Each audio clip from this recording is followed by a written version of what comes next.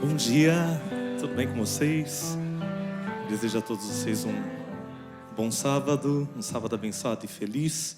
A vocês que estão aqui no presencial, a você também que está acompanhando a nossa programação pela internet, sejam todos muito bem-vindos à comunidade. Meu nome é Alex, é um prazer estar aqui com vocês para adorarmos nesse sábado. Só uns recadinhos importantes de algumas programações que acontecem na nossa comunidade virtual. Todas as terças-feiras, às 21 horas, a pastora Akeldan, ela faz a live de oração. Acredito que muitos aqui já participem. Tem sido uma bênção todas as terças participar. Então você é o nosso convidado a participar das lives de oração às terças-feiras. Aos domingos, às 19 horas, temos o nosso estudo bíblico. Ele é feito sempre via Zoom e o link do estudo bíblico está lá na nossa bio, no Instagram. Então você pode acessar também. Se você quer aprender um pouquinho mais sobre a Bíblia, você é o nosso convidado especial para poder estar participando do estudo bíblico. Se você gostaria de participar através dos dízimos e das ofertas, apoiar a comunidade, vai aparecer aqui no telão agora. Você pode fazer isso através do nosso Pix. A chave Pix é o e-mail, e o e-mail é pix@umlugarcomunidade.com.br. Nós agradecemos também a sua participação, através dos dízimos e ofertas. Hoje, o pastor Edson vai dar continuidade à nossa série de estudos da Bíblia, e ele vai falar sobre Deus se revelando a Abraão, lá em Gênesis 18. Muitas vezes, nós somos levados, a ver Deus como um ser ali que está lá no seu trono, distante, algo que não é tão pessoal, intocável, muito longe da gente. E ali no capítulo 18, ele se revelou a Abraão de uma forma pessoal. Fizeram uma refeição, na conversa, no diálogo. E é sobre esse Deus que a gente precisa, a cada dia, aprender, entender e nos relacionar dessa forma, de uma maneira pessoal. É o Deus conosco, é o Deus de perto, não de longe.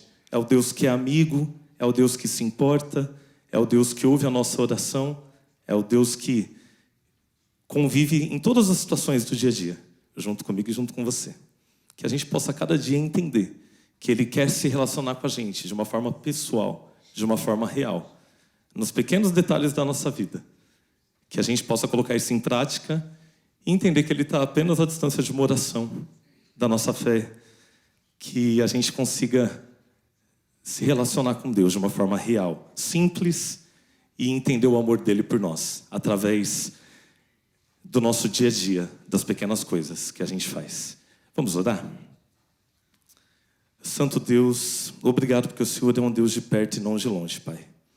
Nós entregamos a Ti a nossa vida, a programação desse sábado, que todos sintam o Seu amor, Sua bondade, a Sua misericórdia, e que através da Sua graça nós possamos ser transformados e nos achegar a Ti a cada dia, Pai.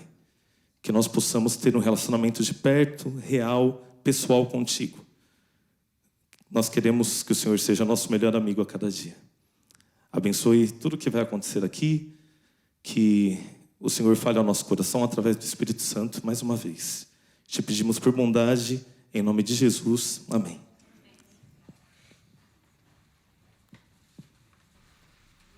A palavra de Deus diz que um dia o Senhor Jesus voltará nas nuvens dos céus e resgatará com mão forte aqueles que lhe pertencem. Maranata, ora vem, Senhor Jesus. Vamos todos louvar o nome do Senhor nessa manhã. Que você possa vir aqui com a certeza de que Deus um dia voltará. E voltará para resgatar a gente da dor, da morte, e nunca mais haverá choro e nenhum tipo de sofrimento, porque estaremos eternamente na presença dele, amém? Vamos lá.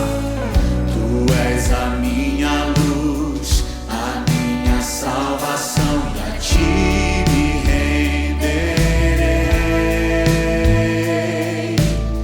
Se ao Teu lado estou, seguro em Tuas mãos, eu nada temerei.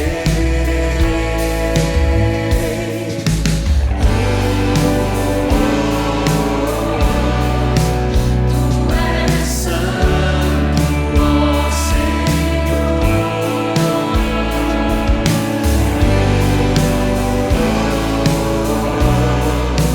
Tu és digno de louvor. Só em Ti confiarei, eu nada temerei. Em frente eu irei, pois eu sei que vivo estás e um dia voltarás do céu pra nos buscar, pra sempre reinarás. Aleluia.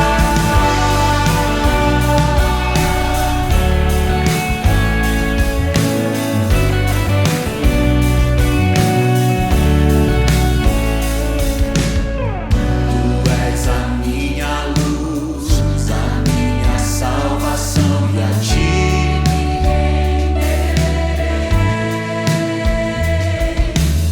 Se ao Teu lado estou, seguro em Tuas mãos, eu nada temerei. Não temos o que temer.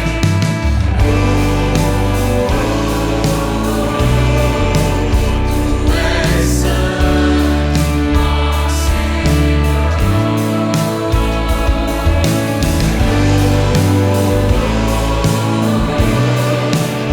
Tu és digno de louvor. Só em Ti confiarei, eu nada temerei.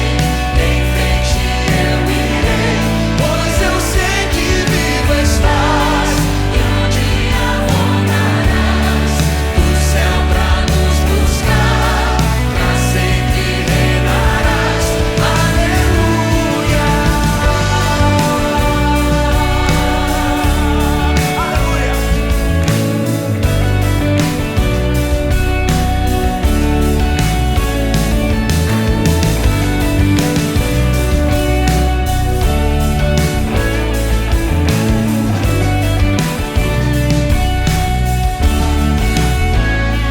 Vem Jesus,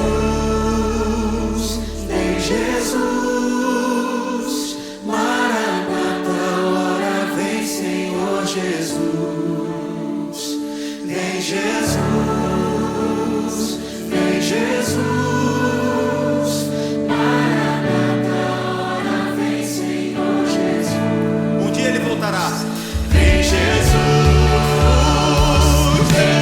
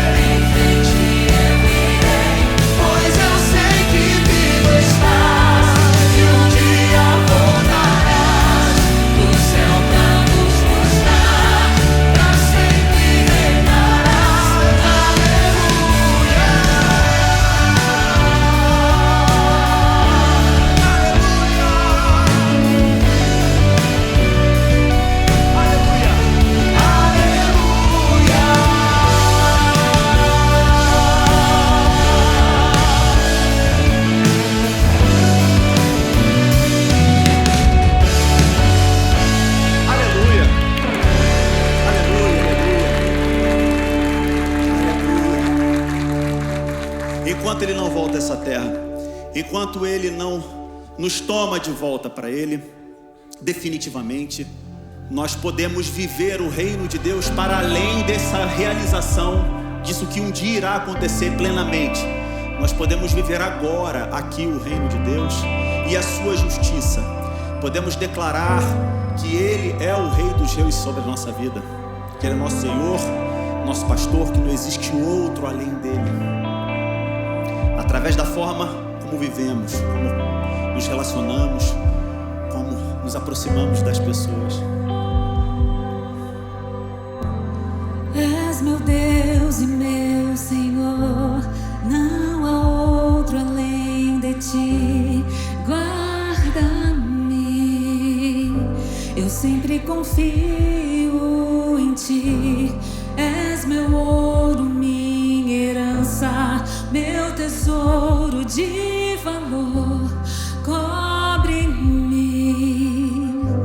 com o teu escudo, minha alma se alegra em ti. A cada manhã eu contemplo tua glória, Rei dos Reis, Criador do universo, soberano em majestade e poder. Neste altar venho hoje te adorar, nada poderá calar minha voz.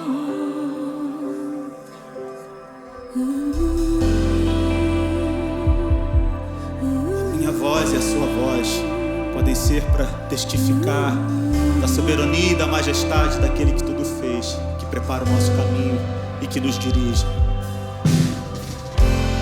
Quem prepara o meu caminho, quem dirige os meus pés, é o Senhor.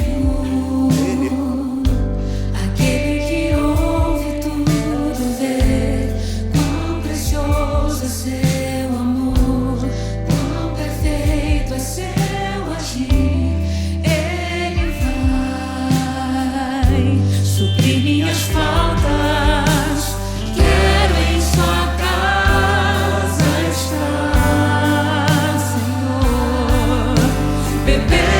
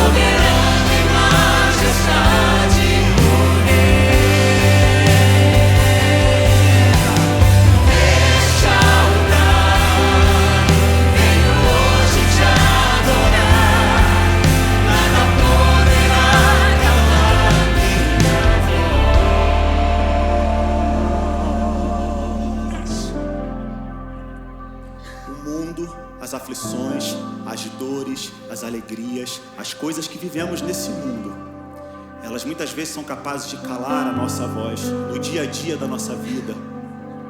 Mas a gente nunca pode se esquecer que quer vivamos, quer morramos, quer comamos ou façamos qualquer outra coisa, fazemos para a glória dele, daquele que tudo fez, daquele que nos dá vida. Porque é ele quem reina sobre nós, ele quem reina sobre a nossa vida. Além do pensamento, além do pensamento, Ele reina, ele reina, Ele reina, ele reina. Além do infinito, além da humanidade, ele reina, ele reina. Desfaz a injustiça, destrói o preconceito. Ele reina, ele reina. A graça que me alcança, ela restaura. a graça que restaura. Ele reina,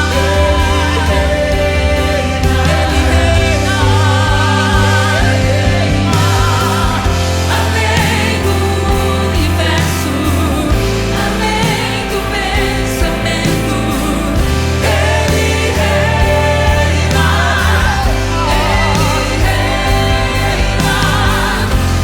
além do infinito, além da humanidade. Ele reina,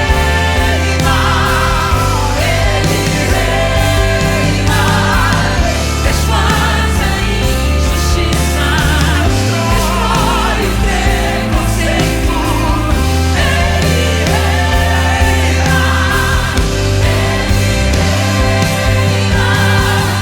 reina, a graça que me alcança, é a graça que restaura.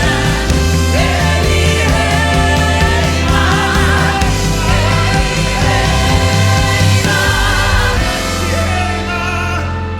É ele que reina sobre mim e sobre você. Ele reina, ele reina. A graça que é a mesma graça. É a graça que restaura. Por quê? Ele reina, ele reina. É a graça que me alcança. É a graça que restaura. Ele reina, ele reina. É ele que reina. Ele que reina na minha vida e na sua, e é capaz de devolver a mim e a você a paz, o descanso e a tranquilidade que só são resultado da obra do Espírito. Ele quem pode devolver para você essa paz e esse descanso. Eu sou a voz que te guiou pelo deserto, sou o princípio e o fim. Eu sou a força que criou o universo e toda a vida fez surgir. Sou eu quem faz o sol nascer.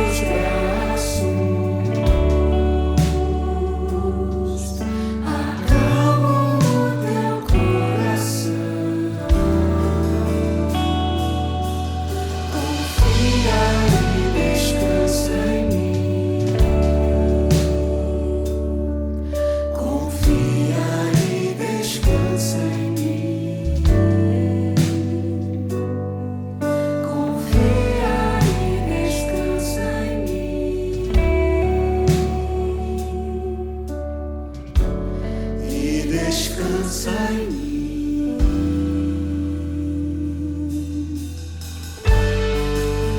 Um dia Jesus disse: vinde a mim, todos os que estão cansados e sobrecarregados, porque eu vos aliviarei.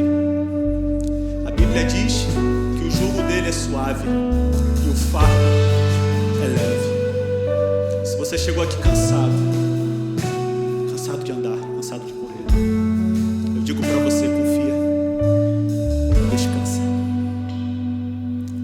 Te amparo em meus braços, acalmo o teu coração. E ele diz, Confia e descansa em mim. Confia e descansa em mim. confia.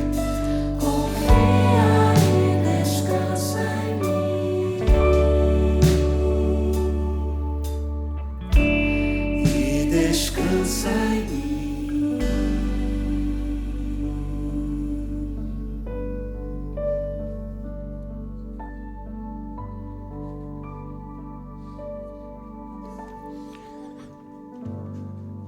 Eterno nosso Pai, eterno nosso Rei, obrigado por essa oportunidade de podermos confiar e descansarmos em Ti.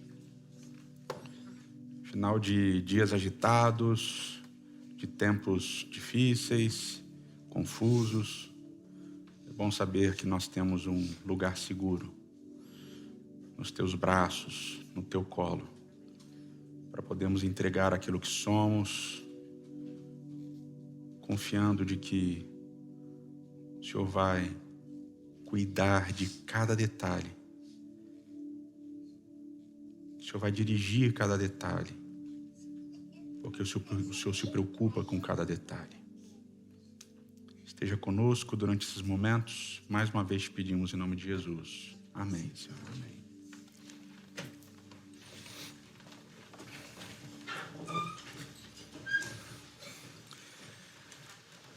Bom dia, bom sábado, prazer receber vocês aqui. E hoje a gente está começando uma nova série, uma série chamada Visões de Deus, uma série em que a gente vai falar sobre Deus, sobre quem Ele é, sobre como Ele se mostra. E a gente vai tentar entender um pouquinho de como os personagens bíblicos, os autores bíblicos, eles reportaram essas revelações de Deus, né? E antes de começar, tem algumas coisas que são importantes a gente pensar, né?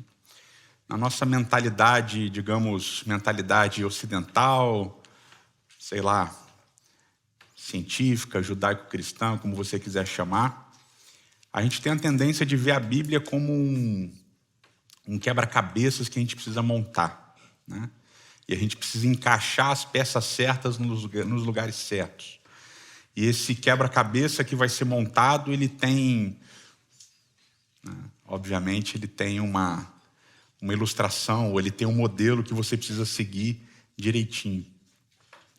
Então, tudo que a gente lê e como a gente lê na Bíblia vai fazer parte desse modelo, desse quebra-cabeça que a gente precisa resolver. Então, a Bíblia é um puzzle, é um quebra-cabeça que a gente precisa resolver, um problema que a gente precisa resolver. Então, a gente precisa entender as coisas e a gente tem uma tendência natural de tentar harmonizar as coisas quando elas parecem ser diferentes ou discrepantes. E eu gosto muito sempre de mencionar a tradição judaica, né?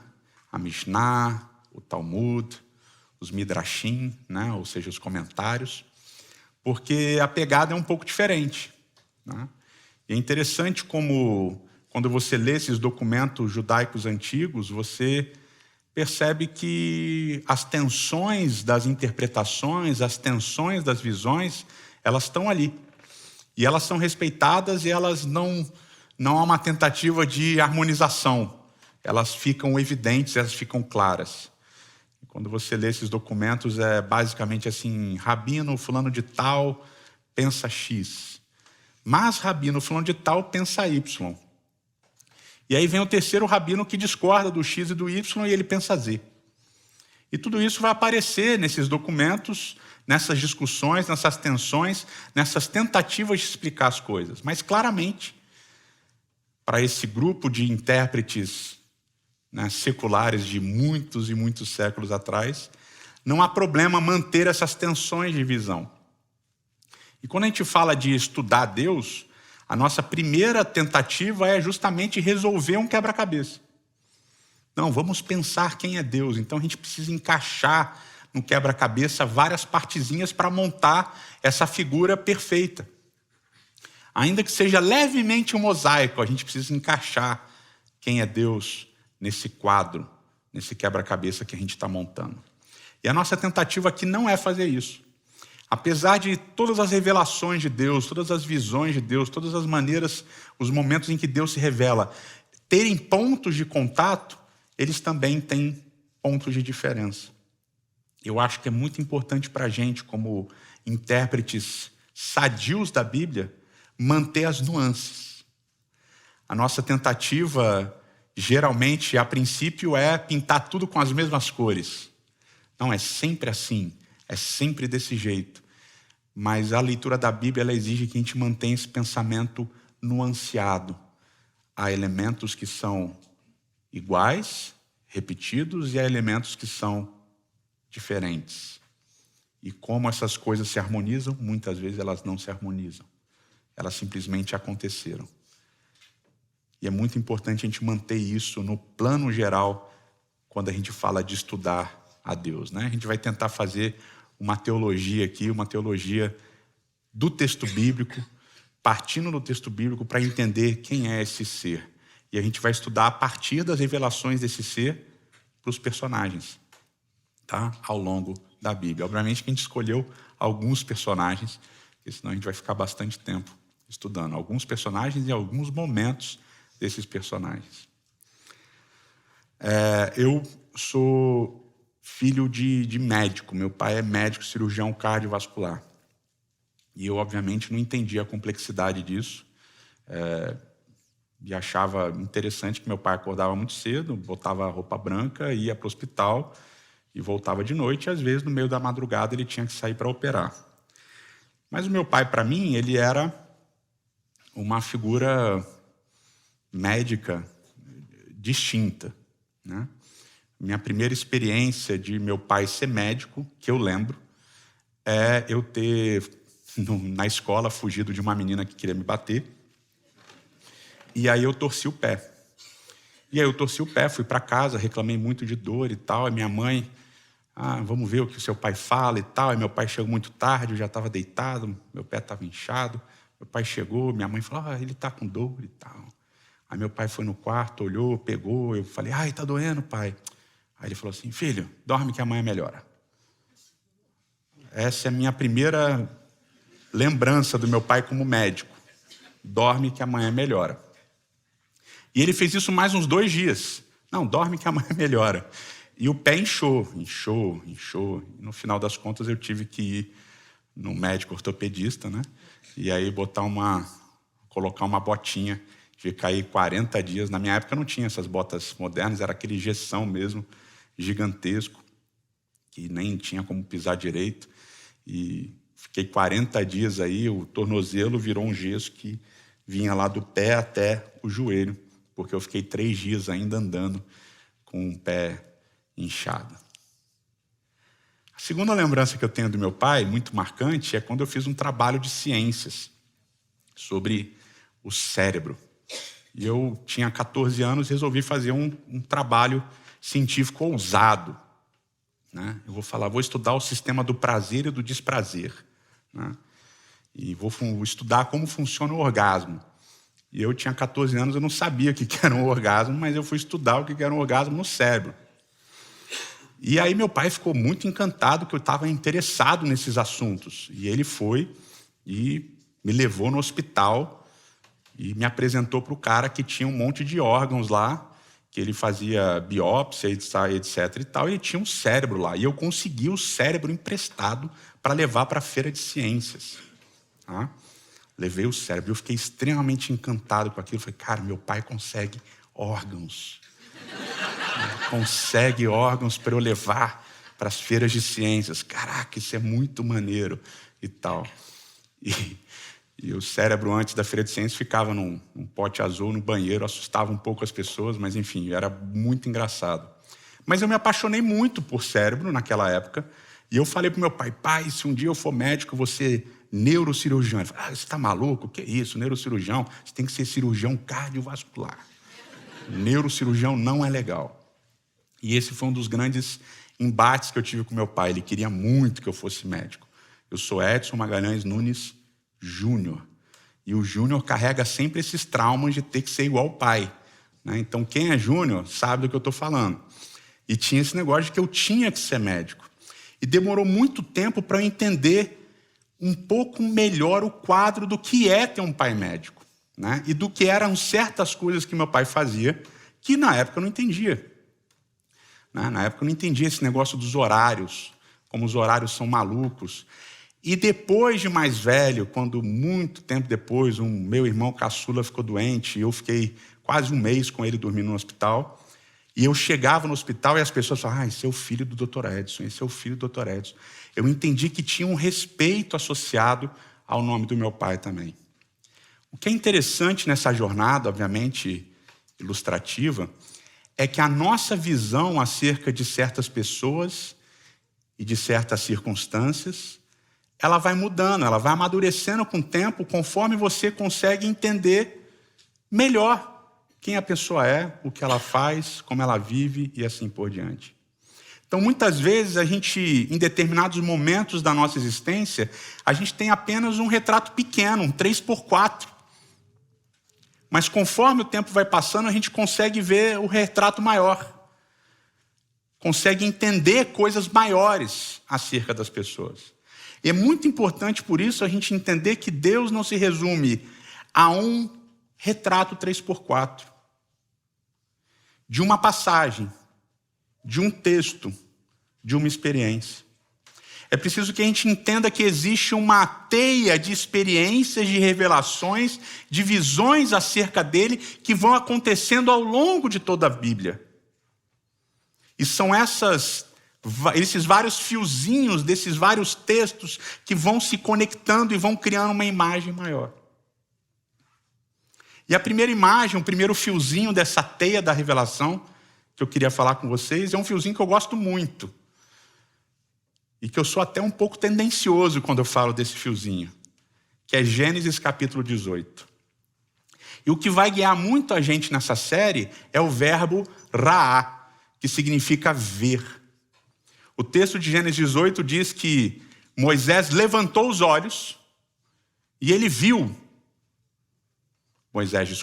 Abraão, Gênesis 18. Que Abraão levantou os olhos e ele viu. Então, se você tem sua Bíblia, Gênesis capítulo 18, o iniciozinho, vai dizer assim, ó. O Senhor apareceu a Abraão perto dos carvalhos de Manre, quando ele estava sentado à entrada de sua tenda, na hora mais quente do dia, esse final de semana em São Paulo. Abraão ergueu os olhos e viu 3 homens em pé, a pouca distância. Quando os viu, saiu da entrada de sua tenda, correu ao encontro deles e curvou-se até o chão.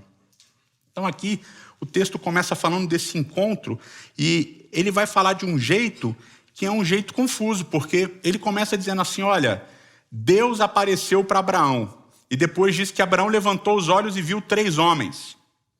E essa tensão entre singular, né, e coletivo, esses 3 homens, é uma tensão que vai percorrer o texto todo. Para vocês terem uma ideia da dimensão dessa tensão, eu fiz questão de analisar os versos, os 33 versos desse capítulo. O verso 1 está no singular, Deus apareceu. O verso 2, obviamente, está no plural, são 3 homens que Abraão vê. No verso 3, volta para o singular. No verso 4 e 5, vai para a segunda pessoa do plural. No verso 9 aparece no plural.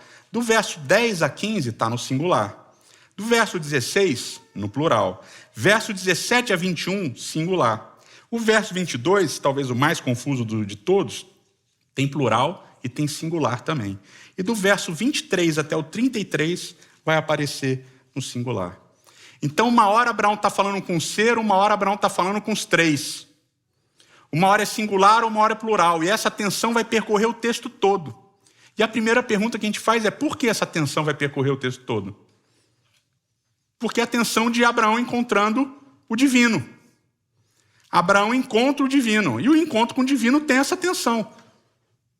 É um ser, mas são 3 homens que estão ali. E aí depois 2 vão embora e um continua conversando com Abraão.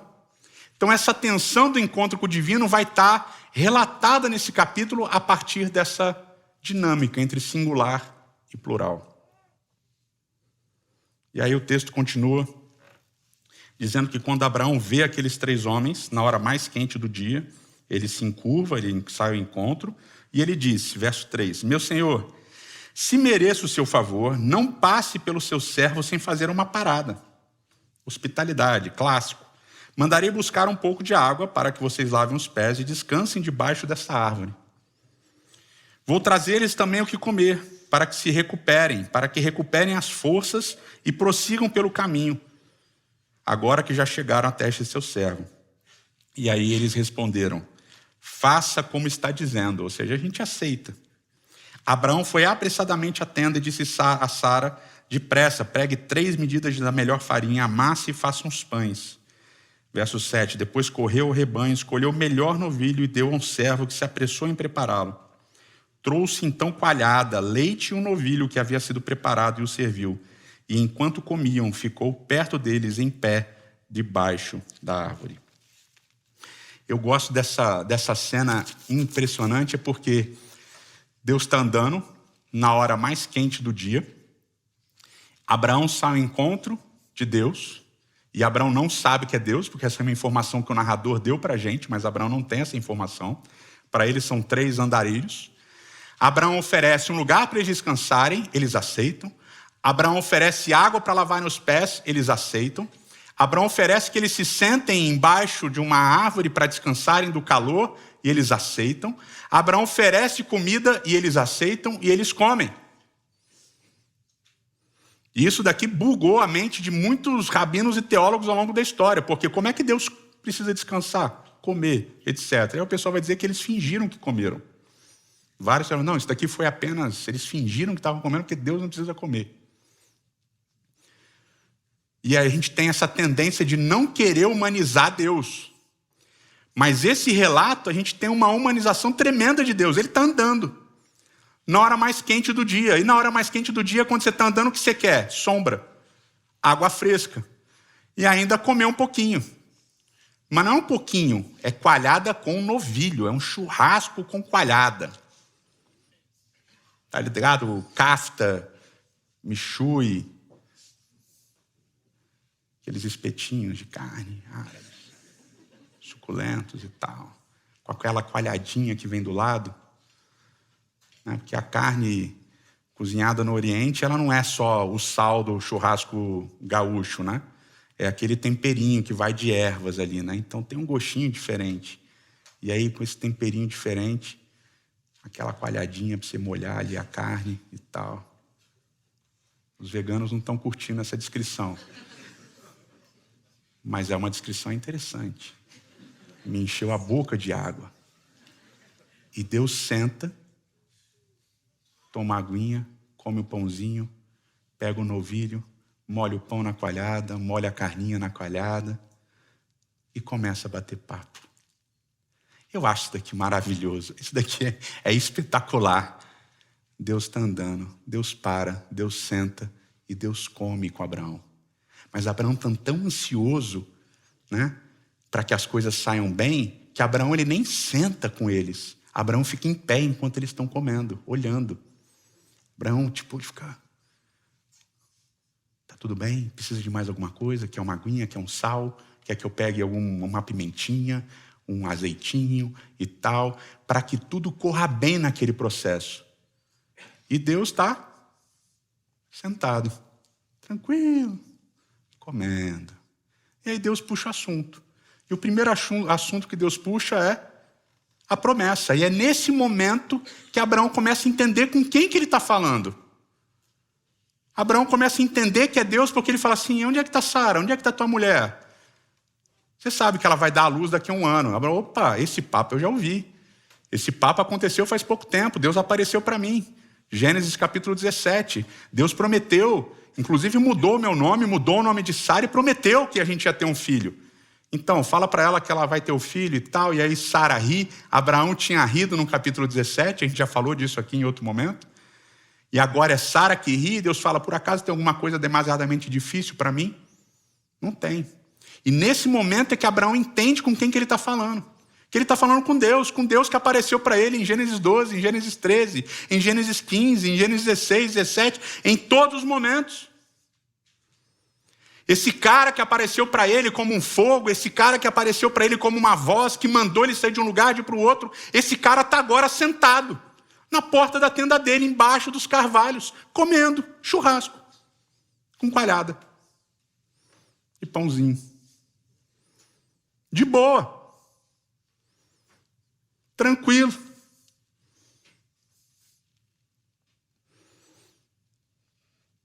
Isso é espetacular, né? Isso é espetacular. E aí o assunto continua. Eles levantam para ir embora. Abraão, prometeu de novo, legal. Fez a promessa de novo. Agora fez a promessa olhando nos olhos. Não é mais uma voz que eu escutei. Agora Deus é o cara que está com a mão suja de coalhada. Já comeu coalhada? Suja a mão. Deus está com a mão suja de coalhada, limpando a boca. Pois é, Abraão, filhão, hein? Ano que vem aí e tal, vai dar tudo certo. Isaac, não esquece o nome dele, Isaac, porque você riu, tua mulher riu. O nome dele vai ser Isaac e tal. Mas agora a gente tem um assunto para resolver, com licença. Levanta ali e tal. Indo embora, Abraão, você vai abençoar muitas nações. Mas é o seguinte, agora eu tenho um assunto para resolver em Sodoma. Sodoma e Gomorra, olha, o clamor das pessoas lá subiu até mim. A situação lá está horrível, está complexa lá. Ele usa uma palavra, né? Ele fala tseaká, para descrever a corrupção de Sodoma. E essa palavra tseaká é uma palavra que se refere ao sofrimento dos pobres. É um termo técnico para se referir ao sofrimento dos pobres. E é muito interessante, eu anotei isso daqui para não esquecer nenhuma palavra. Naum Sarna, um teólogo judeu, ele vai dizer o seguinte: o pecado de Sodoma é a corrupção e a arrogância, além da completa ignorância dos direitos bíblicos, humanos básicos, e insensibilidade ao sofrimento alheio. Galera que não se preocupa com quem não tem nada. A situação lá está sinistra e eu vou ter que ir lá e vou ter que resolver, e a minha intenção em resolver é matar todo mundo. Vou mandar fogo do céu, vai consumir todo mundo. E é isso. Abraão fica quieto, os dois seres se retiram, fica só Abraão e Deus. Eu acho impressionante, né? Abraão e Deus. E Abraão começa assim, vem cá, você acha prudente esse negócio de destruir todo mundo lá? Imaginou que o pessoal vai falar de você? Veio Deus, matou todo mundo, não mandou fogo do céu e tal, o negócio não vai ficar legal. Então, pelo amor do teu nome, vamos fazer um outro esquema aqui, vamos fazer o seguinte, se tiver 50 justos lá, você mantém todo mundo? Poxa, Abraão, você tem um ponto interessante aí. Não, beleza, mantenho. E se tiver 40, e se tiver 30, e se tiver 20, se tiver 10? Abraão, se tiver 10, eu não vou destruir nada. E eu gosto aqui porque o chamado de Abraão, o início do chamado de Abraão diz que Abraão seria uma bênção para as nações. E Abraão começa a ser uma bênção para as nações, implorando por elas. E Abraão não pede para que os 50, os 40, os 20, os 30, 20, 10 sejam poupados. Ele pede que a cidade inteira seja poupada por causa daquelas pessoas justas. Ou seja, ele não está pedindo só pelo justo, ele está pedindo por todo mundo. Abraão está implorando por graça. Senhor, seja gracioso. Execute a tua justiça, mas execute a tua justiça com graça. Abraão está preocupado com as pessoas. Abraão está sendo uma bênção para aquelas pessoas, porque ele está preocupado com elas genuinamente. Mas o que eu mais gosto é o final da história. Deus não fala se tem 10 ou não tem 10. Ele não revela isso para Abraão. Ele só diz: Abraão, pelo amor dos 10, não a destruirei. E aí o verso 33 do capítulo 18 diz: tendo acabado de falar com Abraão, o Senhor partiu e Abraão voltou para casa. Eu acho espetacular porque Deus deixa Abraão terminar de falar o que Abraão queria falar. E eles estão conversando ali, e quando termina, Deus vai embora e Abraão vai embora, como se eles estivessem se despedindo. É uma história que tem começo, meio e fim. Tem um diálogo, e esse diálogo chegou ao fim. E esse diálogo chegou ao fim com Abraão pedindo misericórdia e Deus dizendo: eu vou ter misericórdia. Se tiverem as 10 pessoas que você falou, eu terei misericórdia. O que é bonito da história é que Deus não revela tudo o que ele vai fazer para Abraão. Mas Abraão confia que Deus vai fazer o que é melhor. Abraão confia que Deus vai cumprir a promessa dele. Se tiverem 10, Deus não vai destruir. Mas agora não é a promessa de um cara ou de um ser que Abraão ouviu num sonho, talvez, que ele possa, puxa, será que foi Deus mesmo que falou? Será que foi Deus mesmo? Será que foi Deus mesmo? Porque é uma dúvida que a gente tem o tempo todo. Será que foi Deus mesmo que fala? Ou falou? Será que foi Deus mesmo que se revelou para mim? Será que o sonho que eu tive foi uma mensagem de Deus? Será que eu escolhi fazer tal coisa por causa de uma oração? Foi Deus que me respondeu ou não foi Deus que me respondeu? Agora Abraão não tem mais essa dúvida, porque Deus apareceu. Deus comeu com ele. Deus sentou com ele. Agora Abraão sabe não só ouvir a voz de Deus, ele sabe ver quem é Deus. E talvez isso ajude a gente a entender um pouquinho Gênesis capítulo 22, quando Deus pede para Abraão matar o seu próprio filho. Porque não é mais um Deus que está longe. É um Deus que estava andando no calor, suando. É um Deus que sentou para comer pãozinho com coalhada, com um churrasquinho. É um Deus que sujou a mão, que sujou a boca, a barba.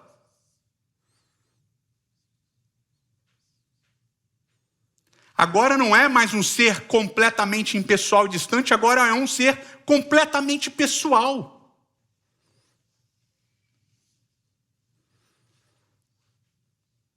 A relação agora não é uma relação completamente transcendente. Agora é uma relação ao contrário, completamente imanente. E Deus não faz o que Abraão espera, porque Deus destrói Sodoma e Gomorra. Mas Abraão e Deus continuam um relacionamento íntimo. Porque Abraão confia naquele cara que comeu churrasco com ele. Naquele cara que bateu papo sentado na mesa. Que apesar de ser o Deus que pode tudo, infinitamente tudo, é o Deus que estava disposto a sentar suado e comer, sujando a mão, a boca, a barba, enquanto batia papo com Abraão sobre a vida. Essa é uma imagem de Deus que eu acho fenomenal. E talvez seja a maior inveja que eu tenho de personagens da Bíblia, seja essa história. Porque é uma história fenomenal. Eu achei que eram viajantes, mas era Deus. Eu achei que eram os andarilhos, mas era Deus. Eu ofereci um churrasco e Deus comeu um churrasco comigo. E não só falou de mim e da minha vida, falou também de uma galera. E eu tive a oportunidade de mostrar que eu estou aprendendo a graça com ele. Eu imagino que esse era o pensamento de Abraão. Eu imagino depois Abraão chegando na tenda, sabe? Que doideira, mano. Deus comeu com a gente e falou de umas paradas da cidade. Ele me ouviu.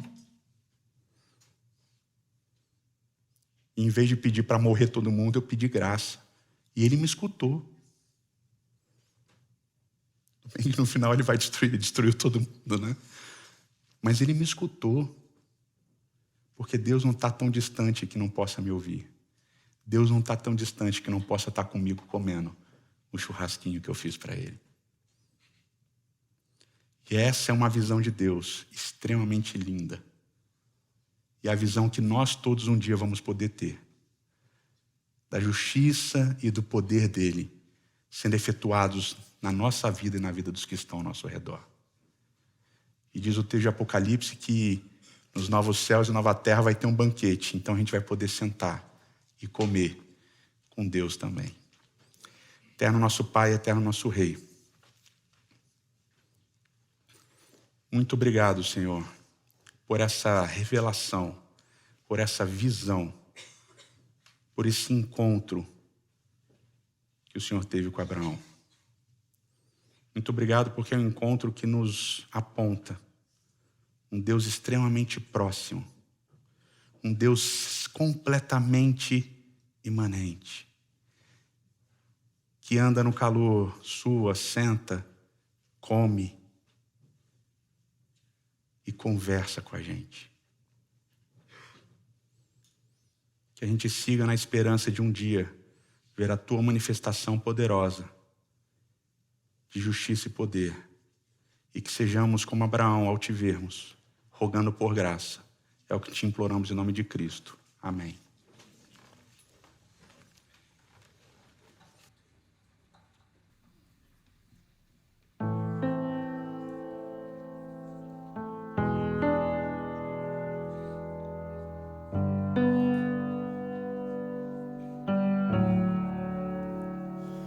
Vou viver sem escolher um caminho pra seguir. Ergo as mãos pra agradecer tudo que não recebi.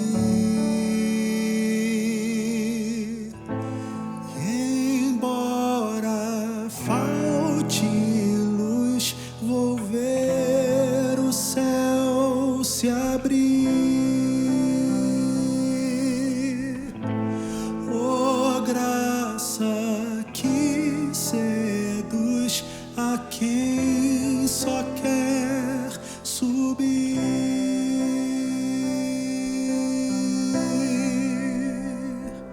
e viver para ver tua justiça e poder, o prazer do existir revelado no ser.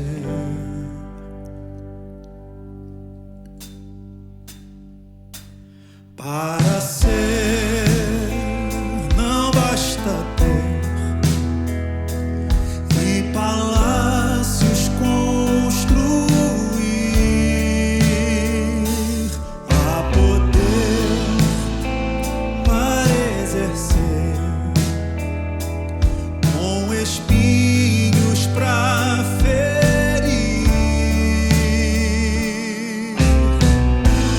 Despido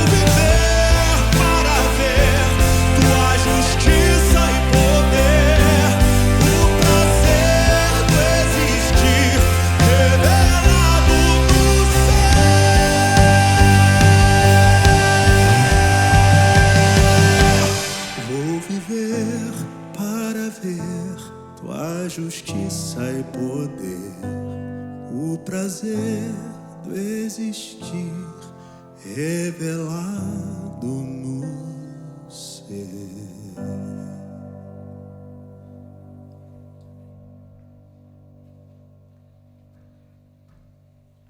Que o Senhor te abençoe e te guarde. Que o Senhor faça brilhar o seu rosto sobre ti e tenha misericórdia de ti. Que o Senhor sobre ti levante seu rosto e te dê a paz. Amém. Bom salve para vocês e até semana que vem.